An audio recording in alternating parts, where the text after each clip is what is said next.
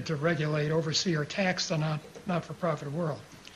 Mind you, I was interested in law, fascinated by some of the relationships between law and the not-for-profit world. At the time, John Simon was writing a book called The Ethical Investor that in some ways changed the way not-for-profit fiduciaries invested the assets of their organizations. It was also at a time when there was a book called The Free List, written by Alfred Balk, also subtitled Property Without Taxation, questioning whether all of the free land in Manhattan, which was worth more than all of the privately owned land owned by not-for-profit organizations, many of which were churches, was a good public policy choice. Most important in the course that Quentin Johnstone and John Simon taught, we didn't stop at the examination of law. I learned from listening to John and Quentin that there was a lot more to learn. And in a year when I was listening to Simon and Garfunkel's music, I listened to Simon and Johnstone on philanthropy a lot. And I learned from them that there was a lot more than what was there in a one semester experience in law school. I had the hint of what more there was to learn when Gene, Charles Johnson, and Hank Rosso and others came to explain the concept of the Center on Philanthropy in that early spring day in 1987, nearly a quarter century ago. A key part of the center would be the fundraising school, which was not seen only as a training program, but built around Hank Rosso's definition of fundraising as the gentle art of teaching the meaning and joy of philanthropy. The center, however, would not be housed in a professional school.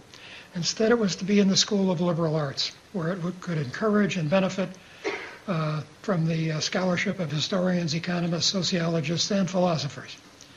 This reminded me of what I had always thought of as the best of law schools, which we tried at times to create here in Indianapolis. Those that had a faculty ranging from the most professionally oriented lawyers across the spectrum of perspectives on law to those who studied law from the standpoint of other disciplines like economics, sociology, and history.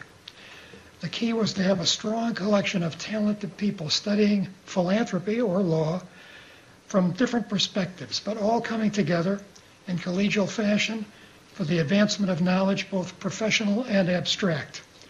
More than parenthetically, I should say that at least as important, if not more, at that time in 1987 was the fact that the Lilly Endowment was very interested in this idea. And I was reminded today of the fact that the Lilly Endowment also had its eye on Bob Payton, as Jim Morris mentioned. Whenever the Lilly Endowment was interested in something and had its eye on anyone or anything, we always became very interested too. We knew we'd need someone really special for this new position of director, and so we launched the search. Howard Schaller, a special person in his own right, was the inaugural director and served for a while until the recruitment process was completed for bringing Bob Payton here.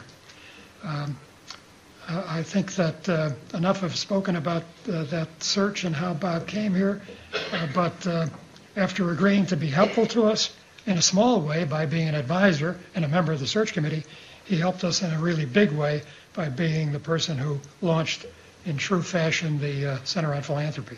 Whatever was on the minds of the people who were involved within the university, and I wasn't always told of all of that. As chancellor, you never learn everything that's going on. But I think they had this in mind from the very beginning, and it was a wonderful conclusion to a great search and a wonderful beginning for an outstanding center in the university. I'll always remember with great fondness the times Gene, Bepko, and I spent with Bob and Polly, particularly at their home and in their magnificent home library, something unforgettable to me.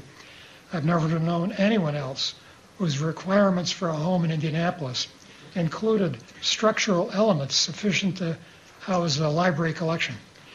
And Bob had a magnificent library that all of us appreciated so very much.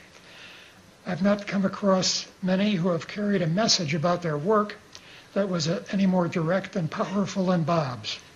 He spoke of voluntary action for the public good. He connected it with each new generation's quest for meaning and adventure. He surveyed the evolving American experiment and envisioned that in the future, more of its best and brightest would find meaning and adventure in voluntary action for the public good, whether it was part of a life in the professions, in business, in government, or in the nonprofit world. To prepare the way for them, there should be interdisciplinary work that illuminated and challenged, that gathered data, that built archives, that created consortia and networks in the academy and in the profession, that conducted research of various kinds, and that brought the pioneers and the new entrants in the field together. And there would someday be a new PhD program in philanthropic studies.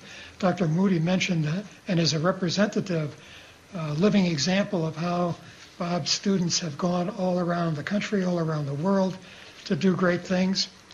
Many years later, after I had my earlier experiences with the Center on Philanthropy, after I was retired, one of the students in the PhD program that had just been created was interested in leadership. I had, in my retirement, accepted the position of the initial or inaugural director of something called the Tobias Center on Leadership.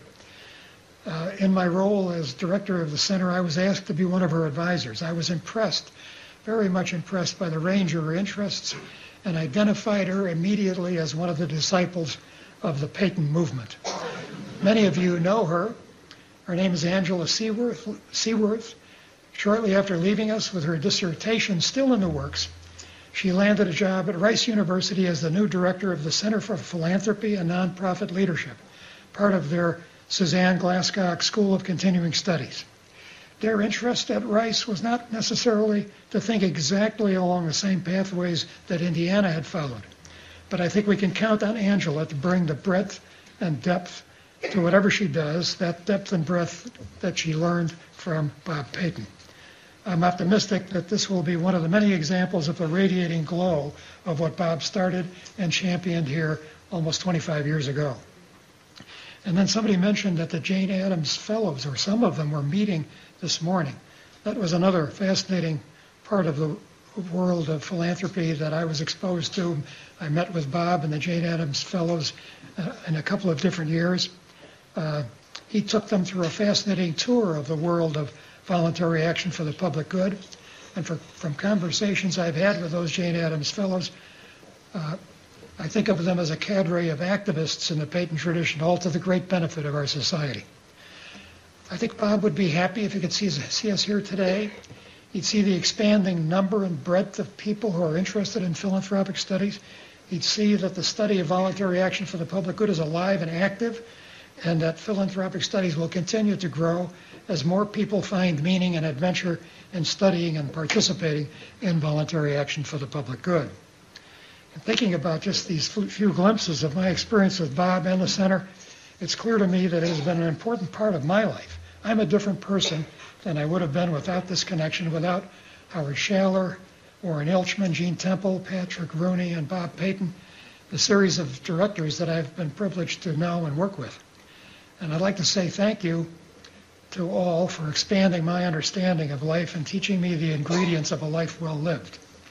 I was reminded of it again today when somebody was asking me what I had done after my retirement 8 years ago. 4 of the years I spent teaching a course on leadership and law, part of my being associated with the Tobias Center on Leadership. I came armed to my first meeting with law students on this subject, armed with books on leadership from Covey and Collins and Heifetz and others who've written contemporary books about the general field of leadership. We started to talk as a class, recognizing that I hadn't developed all of my materials yet, and we moved from thinking about leadership as a strategy or as a tactic to thinking about leadership as a way of life, to thinking about leadership and law as really assessing impact and assessing what is a life well lived grounded in law. That's the way the course evolved over 4 years. My materials changed from being one thing at the beginning to being something altogether at the end of that 4-year journey. And when I reached that end, I realized how much of an impact Bob Payton had in that class, even though he didn't ever meet with the students. Bob's life was about teaching people this kind of message about the journey that we all are undertaking.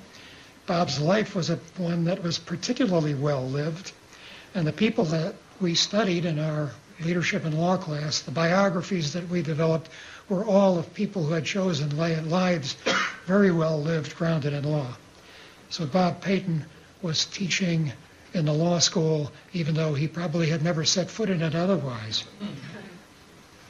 I'd like to just say, bless you, Polly and Bob Payton, and may we all find the strength and do our best to continue what you and others started here.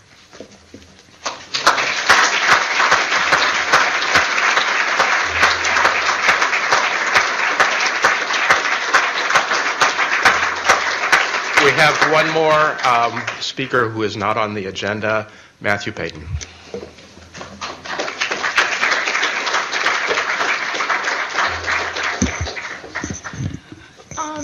Hi, I'm Matthew Payton. Thank you all for coming. I am the grandson of Robert L. Payton, and we really appreciate all the generous things you've said about my grandpa, and if he were here right now, I believe that he would think the same thing. Thank you all for coming.